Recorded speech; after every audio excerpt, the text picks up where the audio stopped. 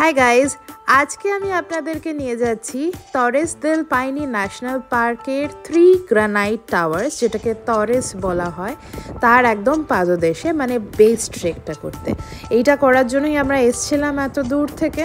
যাই হোক, আমি করতে পারিনি কারণ আমার শরীরটা খারাপ ছিল, কিন্তু আমার হাজব্যান্ড গিয়েছিল, পুরো ট্রিপটাই করেছে। ও আমার জন্য কিছু ক্লিপিংস নিয়ে এসেছিলো, সেটাই আমি আপনাদেরকে এখন দেখাবো।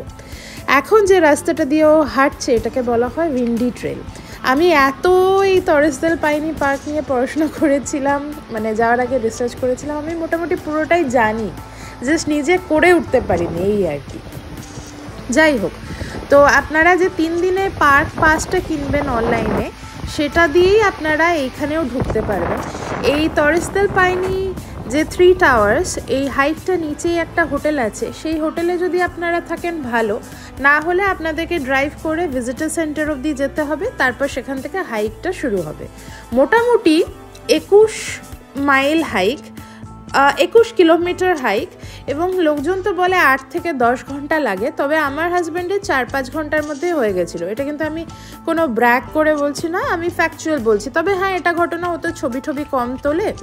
তো মোটামুটি কিছুটা গিয়ে প্রথমেই যেটা দিয়ে আমার এই ভিডিওটা শুরু হলো, উইন্ডি পাসটা ক্রস করবেন, তারপরে একটা লম্বা জঙ্গল আসবে, সেটাও ক্রস করবেন, তারপরে আসবে এই বোল্ডার এরিয়াটা, যেটা এখন মানুষজন, সায়ন্তন ক্রস করছে এবং অন্যান্য মানুষজনও ক্রস করছে।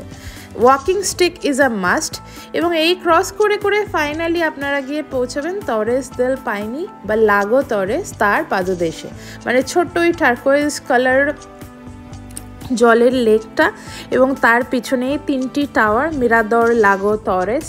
এর থেকে এই ন্যাশনাল পার্কটির নাম হয়েছে তরেস দেল পাইনি।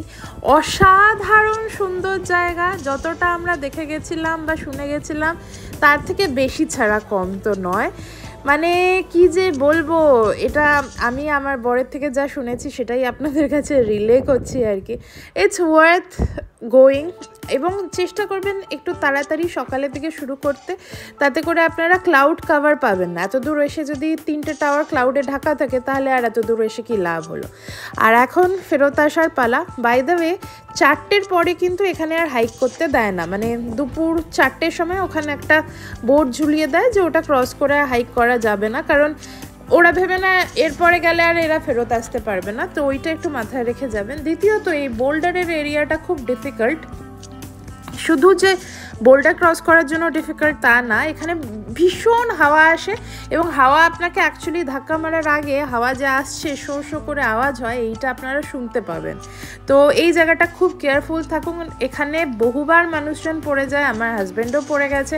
আমি এমনও শুনেছি উইন্ড ব্লোজ অ্যাওয়ে পিপল, মানে ধাক্কা মেরে ফেলে দেয়, এমনও হয়েছে, হাওয়া ধাক্কা মেরে। প্যাটাগোনিয়ার হাওয়া তো খুবই ইনফেমাস, প্রায় 80 গাস্ট পার আওয়ার এই গতিতে হাওয়া বয়, তো এইটা একটু মাথায় রেখে যাবেন।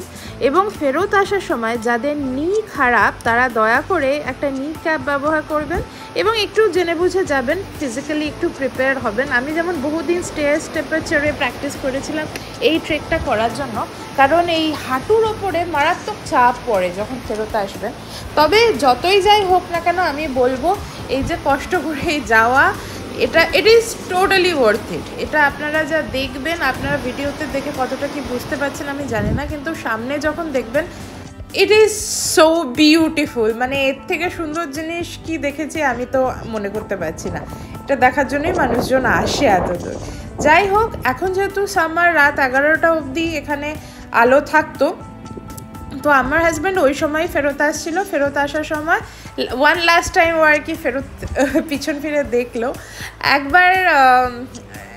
মানে এমনিতে সেদিনটা সবটাই ভালোই কাটছিল, কিন্তু ফেরত আসার সময় গাড়ির চাকার টায়ারে পেরেক ঢুকে টায়ার পাংচার হয়ে যায়, তো ওকে বেচারা বসে বসে সেটাও ফিক্স করতে হয়েছে। ও বেলা 11টা নাগাদ বেরিয়েছিল ঘর থেকে, আবার রাত 10টা-11টাতেই ফিরেছে, তো সব মিলিয়ে ওর 12 ঘন্টা লেগেছে, ইনক্লুডিং চাকার টায়ার পাংচার। ওইটা না হলে আপনাদের হয়তো মোটামুটি 7-8 ঘন্টা যাতায়াত, রেস্টিং সব মিলিয়ে হবে। ভিজিটার সেন্টার থেকে আপনারা কিন্তু ওই ছোট ছোট সুভেনির কালেক্ট করতে ভুলবেন না, ওখানে খুব সুন্দর ম্যাগনেটও পাওয়া যায়। আর দেখুন, এর ঠিক নিচেই অনেক ঘোড়া, মানে এগুলো ডোমেস্টিকেটেড ঘোড়া আর কি, ওয়াইল্ড হর্স নয়। এখানে তো হর্স রাইডিংও হয় এবং মানুষজন ঘোড়া দৈনন্দিন জীবনে ব্যবহারও করে থাকেন, ঘোড়ার প্রচুর সার্ভিস ব্যবহার করে থাকেন। তো সেই ঘোড়াগুলি কি সুন্দর, এখন এরা ঘরে ফিরছে, চড়ে বেরিয়ে সবাই ঘরে ফিরছে। তো যাই হোক, এই হলো আমাদের টরেস দেল পাইনি ন্যাশনাল পার্কের আসল যে রিজনের জন্য গেছিলাম তার একটা ছোট ভিডিও। বাকিগুলি তো আমার চ্যানেলে আছেই, আশা করি দেখে নিয়েছেন। বাই।